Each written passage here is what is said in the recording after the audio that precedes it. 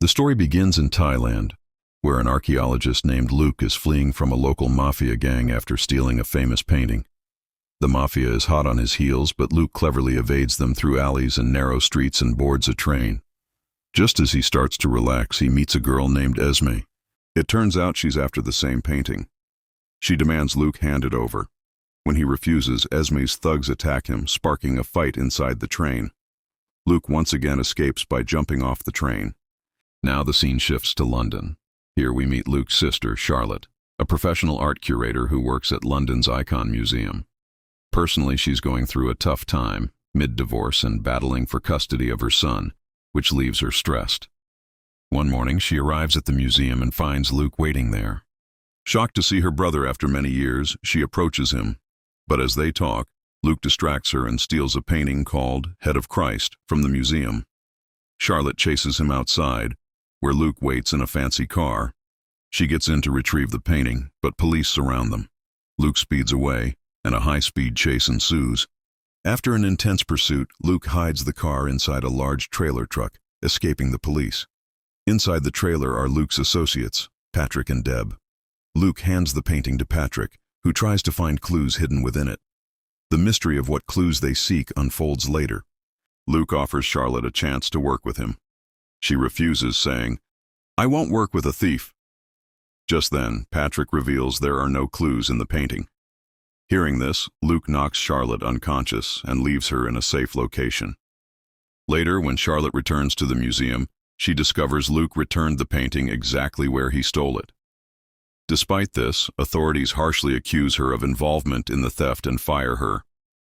Now, Interpol is after Luke and starts pursuing Charlotte too. Losing her job costs her the chance to win custody of her son. Furious, Charlotte storms into Luke's hideout and screams at him for ruining her life. They argue, but Luke again invites her to join his mission. He finally reveals the mission. They're searching for the Fountain of Youth, a magical spring that grants eternal life, wealth, and fame to anyone who drinks its water. Luke's team includes Patrick, Deb, and a businessman named Owen, who's funding their quest. Owen claims he has cancer and wants the spring to heal himself.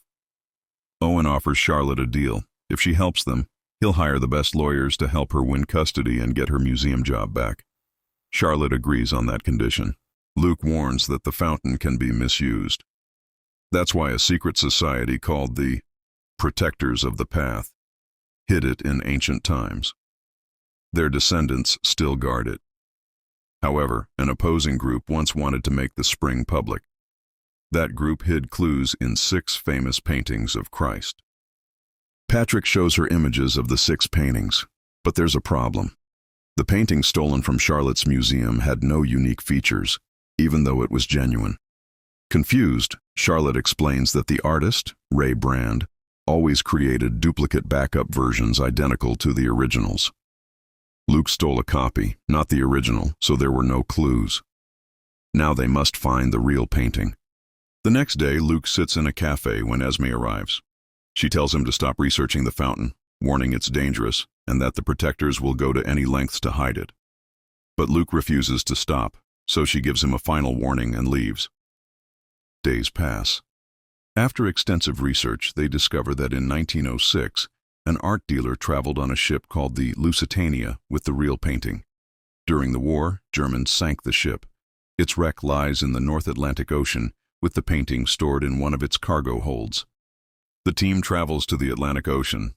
There, they attach balloons to parts of the ship's cargo hold and bring it to the surface. Luke and Charlotte enter the ship to find the painting. But Esme arrives in a helicopter with her men and enters too. While exploring different sections, Luke and Charlotte find a box containing the original painting. They celebrate, but as they exit, Esme confronts them at gunpoint, demanding the painting. Another fight breaks out. Balloons begin bursting, and the ship starts sinking again. Luke and Charlotte fight off Esme's men and escape just as the ship sinks back into the sea. They scan the real painting and find a Latin letter W after rearranging its unique characters.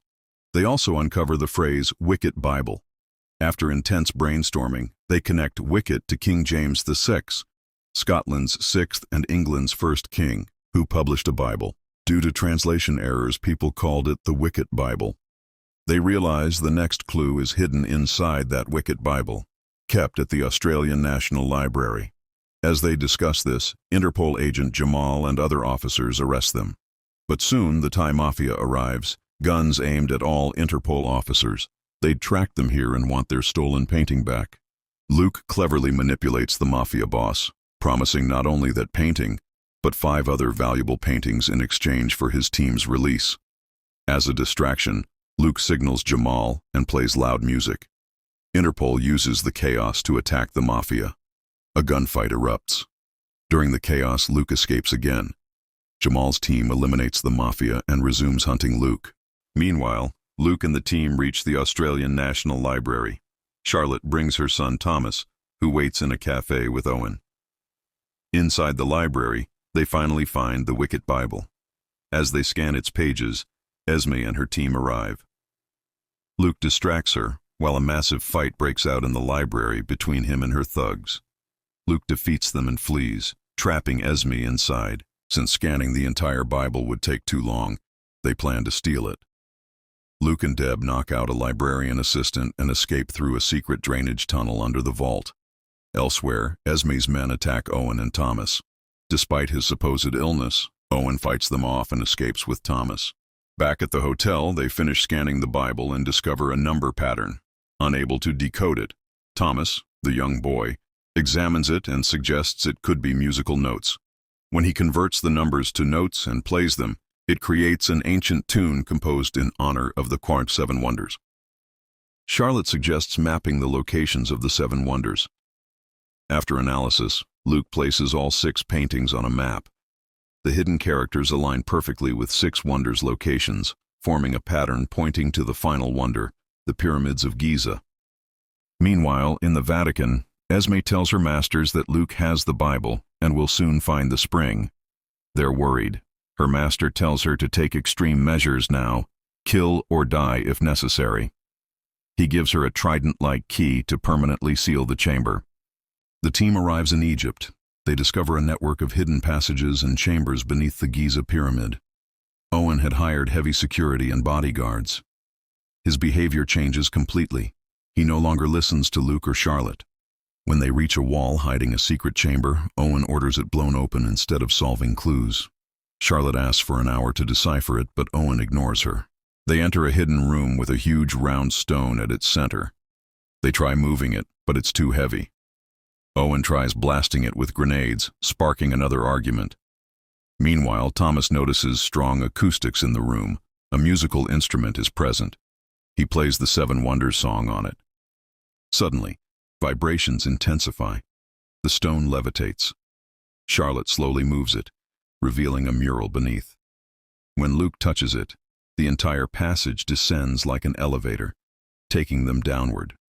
Meanwhile, Interpol and Esme arrive above and engage in heavy gunfire with Owen's men.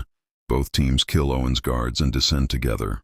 At the end of a passage, a golden plate carved with the Tree of Life is on the wall. Nearby is a statue of goddess Isis holding a burning stone. Ether stone. Charlotte explains the tree only glows in sunlight, so the ether stone is the key. She places it on the plate and a door opens to a vast underground chamber as deep as a 5-story building. But there's no way down. Luke finds another mural, presses it, and stairs emerge from the walls.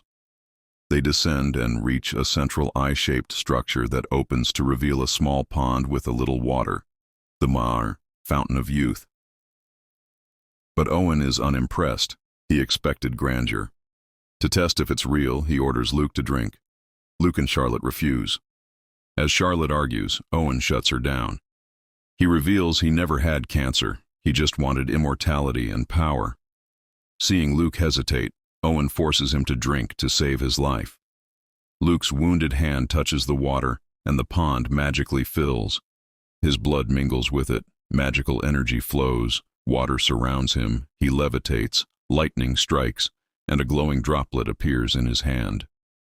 But as he looks at it, he sees a vision. He drinks it and gains powers, but at the cost of Charlotte and Thomas's life force.